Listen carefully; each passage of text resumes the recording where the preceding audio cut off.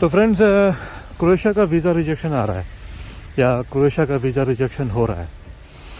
लोग कह रहे हैं कि क्रोएशिया का वीज़ा था, अब ये रिजेक्ट पे आ रहा है। तो इसके कारण क्या है दोस्तों? वेल, चैनल को लाइक, फॉलो, शेयर, सब्सक्राइब कीजिए। हम आपको पूरा रीज़न बताते हैं एंड इसी को फॉलो कीजिएगा तो आपका कभी भी रिजेक्शन नहीं आएगा। क्या बात है सर, क्या बात, ये बात है दोस्तों, रीज़न नंबर 1 कि वो है, और वो चीज़ है आपका सेल्फ अप्लाई। ठीक है, मतलब आप सेल्फ अप्लाई का जो है कि आप सेल्फ अप्लाई कर रहे हैं कंपनी को बिना जाने पहचाने, कंपनी को बिना परखे और किसी मिडिल या कोई बंदा को बिना ये करके आप जो कर रहे हैं, तो उससे क्या हो रहा है कि जो डॉक्यूमेंट्स कंपनी आपको दे रही है क्रोएशिया से, वो कहीं भी कुछ भी कर सकता है और उसके वजह से लोगों को रिजेक्शंस आ रहे हैं। अब इसके लिए ज़िम्मेदार कौन है? देखिए, ज़िम्मेदार ना तो आप हैं और ना ही कोई और। ज़िम्मेदार है कि आप सेल्फ अगर अप्लाई कर रहे हैं तो कम से कम किसी बंदे को क्रोएशिया में वो कंपनियां को भेज कर देखिए कि वो कंपनी वहाँ पर है कि नहीं। और क्रोएशिया में कंपनीज बहुत हैं, बट चक्कर क्या है कि उनका वीज़ा या उनका पास्ट में किसी फॉरेन लेबर, क्योंकि आप इंडिया से हैं तो उनके लिए फॉरेन ही होगा, तो कि फॉरेन लेबर उन्हें हायर किया है कि नहीं किया है। अगर किया है तो उनको पूरा पता होता है कि डॉक्यूमेंट्स वगैरह क्या लगती हैं। तो ये एक रीज़न हो गया कि क्रोएशिया का वीज़ा रिजेक्शन इसका।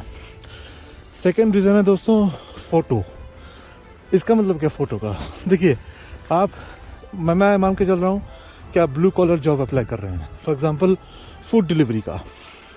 ये तो आपको पता लग ही गया होगा कि क्रोएशिया में स्किल्ड लोग, जो कि मतलब कारपेंटर या प्लम्बर, इलेक्ट्रिशियन, ये स्किल्ड कैटेगरी के अंदर माना जाता है। अगर आप स्किल्ड के लिए अप्लाई करते हैं तो आपको उसका रिलेवेंट डॉक्यूमेंटेशन प्रोवाइड करवाना पड़ेगा, बिकॉज यहाँ पर जो भी ये है, क्या कहते हैं कि डॉक्यूमेंट्स, वो क्रोएशियन पुलिस से वेरीफाई होता है। ठीक है, तो वो लोग इसको पूरा वेरीफाई करते हैं एंड क्रोएशिया के अंदर अगर आपका पास कोई स्किल्ड वर्क नहीं हो, मतलब जैसे मान लीजिए आप लेक्चरर हैं किसी में एंड आप अप्लाई कर रहे हैं एज अ फूड डिलीवरी, क्योंकि लेक्चरर की जॉब अब क्रोएशिया में नहीं है, तो फिर आपको जाना है, आपको जॉब चाहिए, तो आपके फिर नॉन स्किल्ड में आपका अप्लाई होगा। तो अगर आप नॉन स्किल्ड में अप्लाई कर रहे हैं एज ए फूड डिलीवरी में, तो वहाँ पर आपका जो फ़ोटो है वो फूड डिलीवरी का होना चाहिए, ना कि लेक्चरर का होना चाहिए। मतलब सूट पैंट और कोट टाई नहीं, आपका एज ए सिंपल शर्ट या टी शर्ट में आपका फ़ोटो होना चाहिए। ठीक है, ये है रीज़न 2। थर्ड रीज़न वो ये है कि, तीसरा है कि आप अप्लाई कर रहे हैं वर्क परमिट एंड लोग कहते हैं कि डॉक्यूमेंट्स क्रोएशियन कंपनी फ्रॉड देती है। दोस्तों, ये चक्कर है कि जो भी डॉक्यूमेंट्स का मतलब आप तक पहुंच रहा है क्रोएशियन कंपनी का, वो पुलिस वेरिफिकेशन से होके पहुंच रहा है। तो अब ये मान के चलो कि क्रोएशिया से कोई भी डॉक्यूमेंट आपको फ्रॉड कंपनी प्रोवाइड नहीं करा सकती, क्योंकि कंपनी यहाँ पर पुलिस वेरिफिकेशन पहले हो रहा है, मतलब क्रोएशियन पुलिस, और इसीलिए आपकी पीसीसी को ये लोग अपोस्टाइल मांग रहे हैं। तो क्रोएशिया की जो कंपनी है, या क्रोएशिया की जो कंपनी जहाँ से भी आप निकाल रहे हैं अपना वर्क परमिट्स किसी भी जॉब के लिए, फूड डिलीवरी या इलेक्ट्रिशियन, तो वो कंपनी के जो लोग हैं, ये कंपनी के अंदर जो लोग हैं जो निकाल रहे हैं, उनको क्रोएशियन पुलिस से उसको वेरीफाई करवाना पड़ रहा है। ठीक है, तो ये तो मान के चलो कि आपको वहाँ से कोई भी डॉक्यूमेंट फ्रॉड होगा नहीं, बिकॉज पुलिस इसको चेक करेगी। तो ये थर्ड रीज़न आ रहा है निकल के। एंड फोर्थ है कि आपको अपने जॉब के बारे में पता होना। मतलब जैसे मैंने कहा कि आप मान लो लेक्चरर हो और आप अप्लाई कर रहे हो नॉन स्किल में, फूड डिलीवरी में, तो कोई दिक्कत की बात नहीं है, आपको फूड डिलीवरी की जॉब मिल जाएगी। लेकिन जब आपका वीज़ा इंटरव्यू हो रहा है, वहाँ पर आपको अपने जॉब के बारे में पूरा पता होना चाहिए। ऐसा नहीं कि आपको वहाँ पर कोई हेजिटेशन लग रहा हो कि मैं फूड डिलीवरी पे क्यों काम कर रहा हूँ। ठीक है, देखिए जैसे ही बंदा जा रहा है फूड डिलीवरी में, ठीक है, आपको दिखा अभी। तो फूड डिलीवरी में आपको ये पता होना चाहिए कि आप वो काम करने जा रहे हो, आपको वो काम पसंद आ रहा है। लेकिन ऐसा देखने में आ रहा है कि आप जिस जॉब के ऊपर जा रहे हो, आपको जॉब बिल्कुल पसंद नहीं है, लेकिन आपको बस वीज़ा चाहिए। ये चीज़ नहीं चलेगा दोस्तों यहाँ पर, क्योंकि क्रोएशिया आपको दे रहा है इसलिए क्योंकि आपको उनको लग रहा है कि भाई आप वहाँ पर जाकर काम करोगे। लेकिन अगर आप ऐसा काम नहीं करोगे एंड आप ये करोगे तो फ्रेंड्स मतलब आप वीज़ा काउंटर के सामने आप दिखाओगे हेसिटेशन कि मुझे कुछ भी नहीं पता फूड डिलीवरी के बारे में, मुझे कुछ भी इसके बारे में आइडिया नहीं है। तो फ्रेंड्स आई एम सॉरी कि आपको वीज़ा रिजेक्शन ही मिलेगा। अगर आप इलेक्ट्रीशियन के ऊपर काम कर रहे हो, आपको उसका निकला वर्क परमिट, तो आपको इलेक्ट्रीशियन, चलो वो इलेक्ट्रीशियन तो क्योंकि वो स्किल्ड में उसको पता ही कुछ काम करना है। लेकिन जो बात जो मैं बोल रहा हूँ वो है नॉन स्किल्ड की, जिन लोगों को कोई और प्रोफेशन है मगर क्रोएशिया में उनको पहुँचना है और उनके लिए फूड डिलीवरी जॉब है नॉन स्किल्ड में, तो वो फूड डिलीवरी पर उनको बिलीव होना चाहिए कि हाँ भाई मैं ये फूड डिलीवरी काम कर पाऊँगा। क्योंकि यहाँ पर फिर टाइम नहीं लोगों के पास दोस्तों। जैसे ये अपना उबर ड्राइवर बंदा है, ये जो बंदा ड्राइव कर रहा उबर, ये भी है कि मुझे सिर्फ उबर ड्राइव करना है वहाँ जाके। अब सारी ज़िंदगी की बात नहीं कर रहा हूँ, लेकिन जब तक हो सो हो, जब तक आपका वर्क परमिट में टाइम पीरियड हो तो हो। नंबर 5 है दोस्तों रिजेक्शन का, वो ये कि लैंग्वेज। आपको क्रोएशियन तो आती नहीं, आप क्रोएशियन तो बोलने नहीं वाले एम्बेसी के सामने हैं, तो इंग्लिश ही बोल लो। भाई अगर इंग्लिश भी नहीं आती तो किसमें बोलोगे, आप कोंकणी में या हिंदी में, इसमें तो बोलोगे।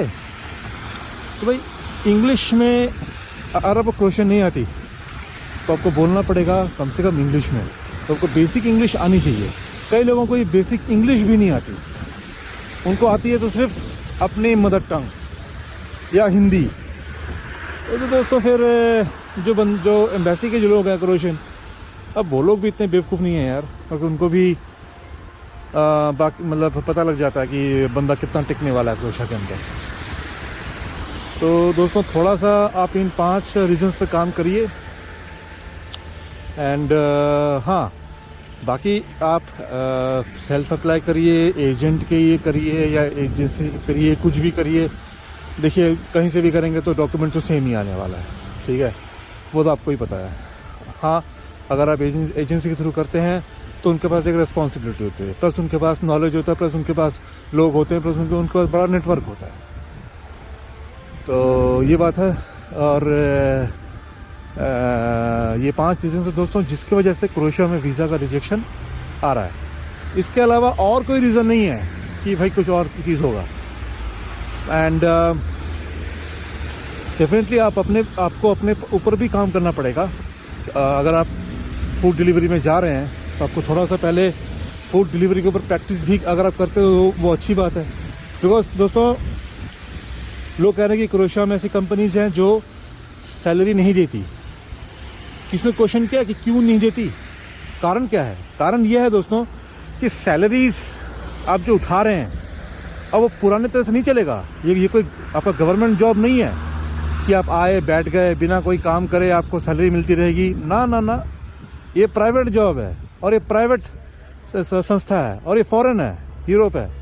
यहाँ पर आप जब काम करेंगे दोस्तों तो आपको उस काम का पूरा मतलब ये देना पड़ेगा ब्यौरा, और साथ ही साथ आपको देना पड़ेगा पूरा जो आपने मतलब एक एक चीज़ जो आपने की है। जो बंदे करते हैं उनको सैलरी मिलती है, जो बंदे नहीं करते उनको सैलरी नहीं मिलती।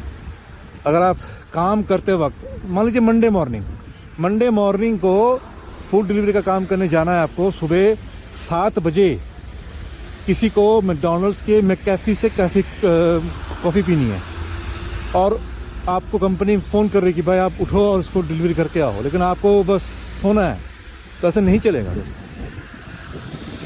यहाँ पर ऐसा होता है कि लोग 10 बजे 12 बजे तक सोते हैं यहाँ पर, फिर उठते हैं, फिर कॉफ़ी पी के काम पे जाते हैं। नहीं,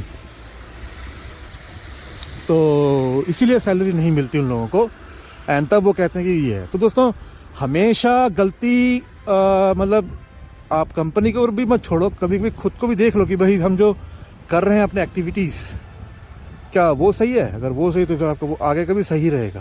क्योंकि एक बात है दोस्तों, गोरे सैलरी और डॉक्यूमेंट एकदम टिप टॉप और नंबर 1 देते हैं, कहीं पर भी गलती नहीं होती है। और सैलरी इनका हमेशा 1 तारीख को होता है दोस्तों, 1st of every month। Maximum जगह में ऐसी होता है, बाकी का अलग होता होगा। तो ये बात है दोस्तों। Thank you for listening to this, thank you for coming and have a good life and see you in Croatia. क्या यही गुनाह है मेरा?